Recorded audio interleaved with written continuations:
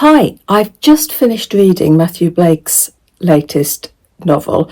If you remember, he wrote Anna O, that I read 2023 when it came out, and I enjoyed, so I was always going to pick up his next one. This one came out a few days ago. It came out on the 3rd of the month. And it's a novel with two timelines, a novel about love, betrayal. So, I was always going to like it, wasn't I? We've got Olivia, who's a psychotherapist and a memory expert at Charing Cross Hospital. She's mum to TJ, who's 6, I think. One day she receives a phone call from the French police telling her that her grandmother, the famous artist Josephine Benoit, is sitting below her most famous painting in the Hotel Lutetia. And she is confessing that she's not actually Josephine Benoit. She's Sophie Leclerc, and she murdered the real Josephine in 1945 in room 11. Yeah, so that's the start. Olivia knows that her grandmother's memory is in decline, but the thought that she would sit there and say she's not the person she is and confess to murder, what? So she arranges for TJ to be looked after. She's a single parent, and goes off to Paris to help her grandmother and to seek the help of her own mentor, Louis, who is her grandmother's oldest friend and her therapist.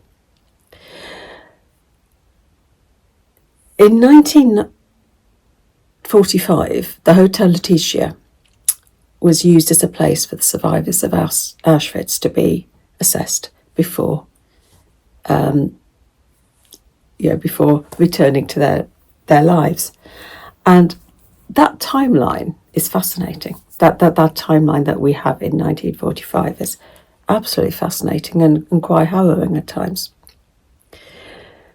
The other timelines you've got are Olivia in the present when she's with grandmother, and sort of a few months previous. And you've also got a couple of other voices that you hear from. The novel's a bit of a roller coaster.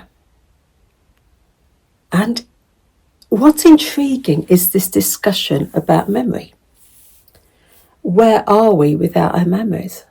Are we, if we didn't have our memories, would we be the person we are?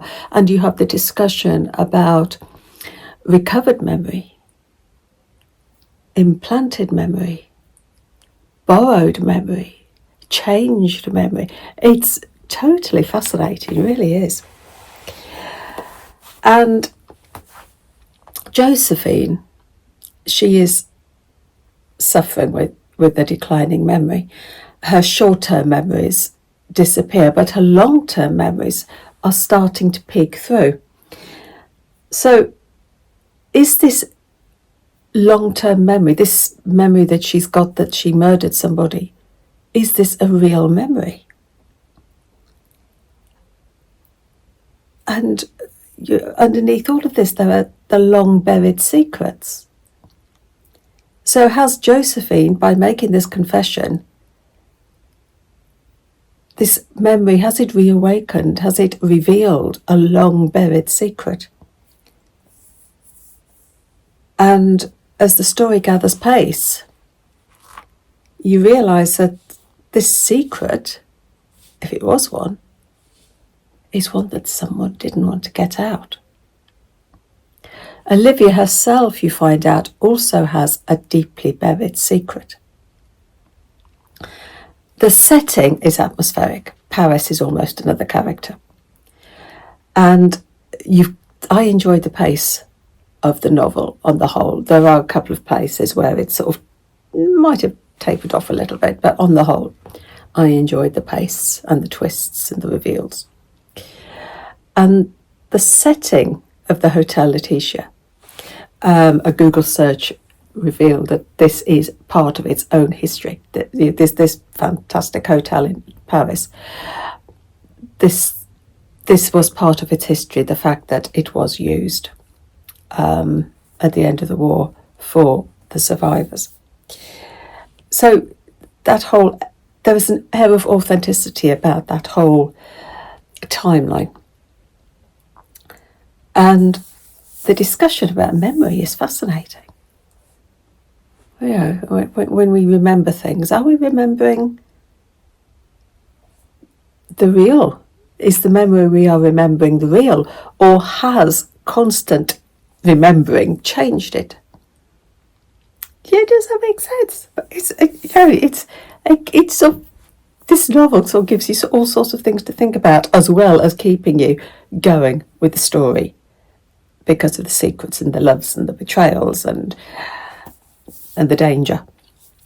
I enjoyed it.